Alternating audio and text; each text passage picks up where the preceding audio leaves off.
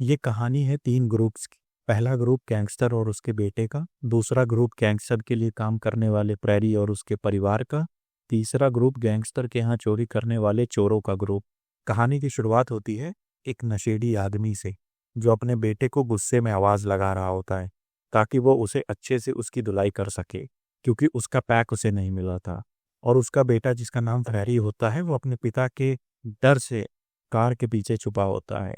तभी फैरी की मॉम उसे ऐसा ना करने के लिए कहती हैं, जिसके जवाब में वो आदमी अपनी पत्नी को बेरहमी से पीटने लगता है।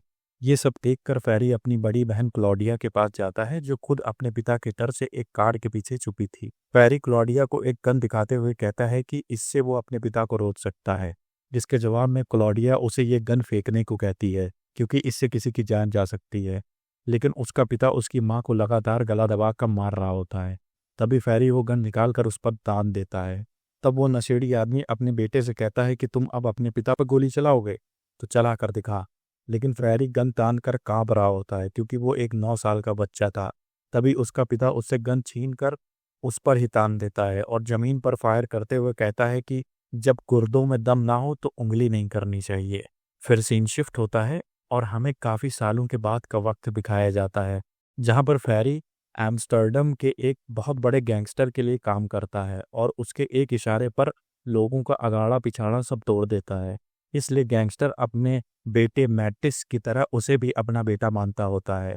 यहाँ पर फैरी भी उसे अपना मेंटोर मानता होता है और पूरी ईमानदारी से ये लोग अपना इल्लीगल बिजनेस पूरी शहर में करते होते हैं। इन लोगों का ऑफिस एक ढाबे के अंदर होता है, जो काफ़ी सिक्योर होता है। रोज की तरह ये लोग एक दिन अपने ऑफिस के कमरे में अपने बिजनेस के बारे में डिस्कस कर रहे होते हैं। तभी मास्क लगाए 4 चोर इनके ऑफिस में एंटर करते हैं और धोखे से इनके कमरे में घुसकर इन पर बंदूकें तान देते हैं और सारा कैश बैग में भरने लगते हैं। फैरी और उसके साथियों को जरा से भी मौका नहीं मिला कि वो लोग अपने हथियार उठा सकें, इसलिए वो लोग बेबस थे और कुछ नहीं कर सकते थे। तभी गैंगस्टर का बेटा मैटिस चालाकी दिखाते हुए गन उठाने की कोशिश करता है, लेकिन उससे पहले कि वो गन उठा पाता, उन मास्क लगाए 4 चोरों में से एक ने गोली चलाकर उसे घायल कर दिया था और सारा पैसा लूट कर वहां से रफू चक्कर हो गए थे। फैरी अपनी गन उठाकर उनका पीछा भी करता है, लेकिन इसका कोई फायदा नहीं था, क्योंकि वो लोग यहाँ से बहुत दूर भाग चुके थे। इसके बाद गैंगस्टर अपने बेटे को उठाकर हॉस्पिटल ले जाता है, जहां पर फैरी उससे कहता है कि उसी की गलती है, अगर वो दरवाजे पर पूरा ध्यान रखता तो आज ये ना होता। जिसके जवाब में वो गैंगस्टर कहता है कि इस शहर में किसी के भी इतना दम नहीं कि कोई उसके यहाँ चोरी कर सके, इसलिए ये किसी दूसरे शहर के लोगों का काम है। लेकिन अब सवाल उठता है कि आखिर कौन लोग थे वो जिन्होंने शेर की गुफा में सेंधमारी की। इसलिए गैंगस्टर फैरी को इस काम की जिम्मेदारी देता है कि वो उन्हें ढूंढकर उनका काम तमाम कर सके। फिर फैरी जांच पड़ताल में लग जाता है और कई दिनों की सीसीटीवी फुटेज चेक करता है, और ये सब करने के बाद उसे एक आदमी दिखाई देता है जो उसके ऑफिस पर कई दिनों से नजर रख रहा था। लेकिन ये कौन है, इसका आइडिया फैरी को नहीं था, क्योंकि ये आदमी इस शहर से ताल्लुक नहीं रखता था।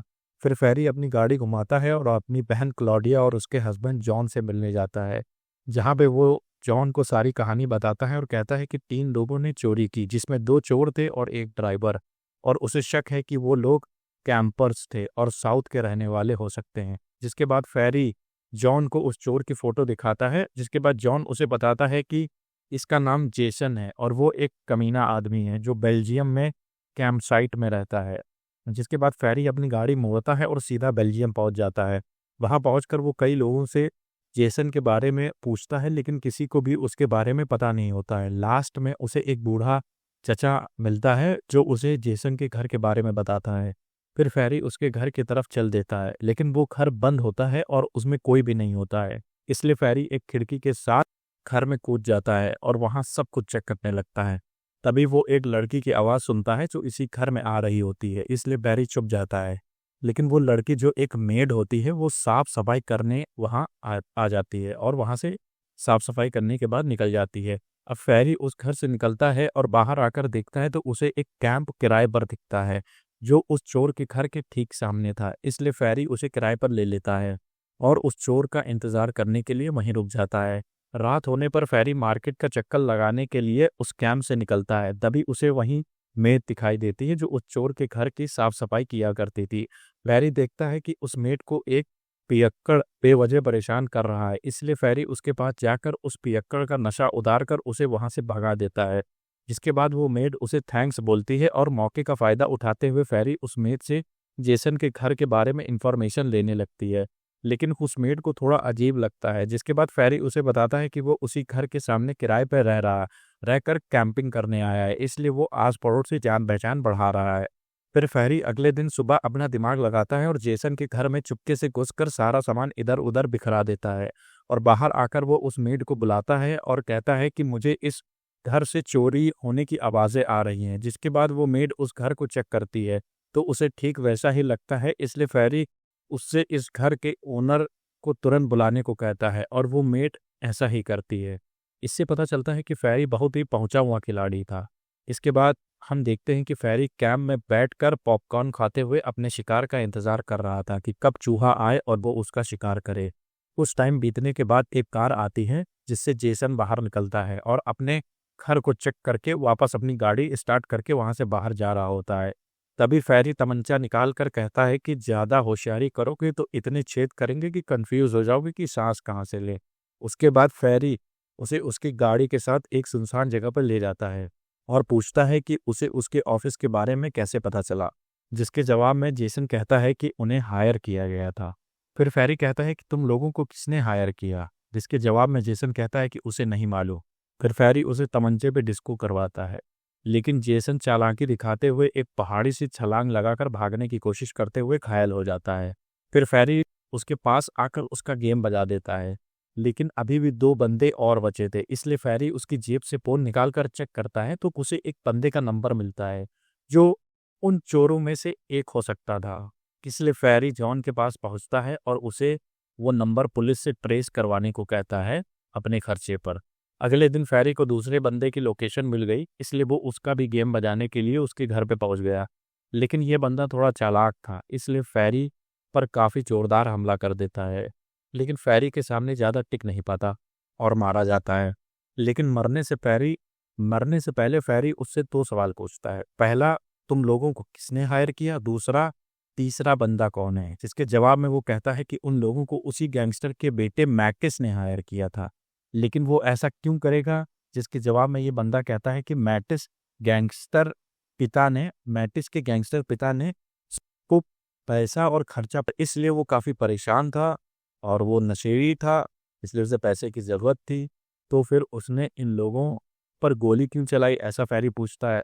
तो ये बंदा फिर से कहता है कि ये एक एक्सीडेंट था, मतलब ये प्लान का हिस्सा नहीं था, ये बस एक एक्सीडेंट था। और इसमें तीसरा बंदा जो एक ड्राइवर था उसका नाम लार्स वैन था। जिसके बाद फेरी इस दूसरे बंदे का भी गेम बजा देता है और जैसे ही फेरी अपने गैंगस्टर बॉस को ये बताने की कोशिश करता है कि ये चोरी उसी के बेटे ने प्लान करके करवाई थी, ठीक उसी टाइम पर वो गैंगस्टर होते हुए उससे बताता है कि उसके बेटे की डेथ हो चुकी है। जिसके बाद फेरी ये राज अपने दिल में ही रख लेता है। फिर गैंगस्टर गुस्से में उससे कहता है कि अभी और कितने लोग बचे हैं? जिसके जवाब में फेरी कहता है सिर्फ एक बंदा और बचा है और वो है लार्स वैन। गैंगस्टर बॉस उस आखिरी बंदे का भी गेम बजाकर वापस आने को कहता है। फिर सीन शिफ्ट होता है और हम फेरी को उसी मेट के यहाँ देखते हैं जो फेरी की चोट पर दवाई लगा रही होती है। तभी उस मेट का भाई वहां पर आता है जिसका नाम वैन होता है और फेरी ये सुनकर काफी भौचक्का रह जाता है कि जिस तीसरे आदमी का गेम उसे बजाना है वो इसी मेट का भाई है। फेरी को दिल ही दिल बुरा लगता है कि ये एक गरीब मेड है और इसी के भाई का गेम बजाना है।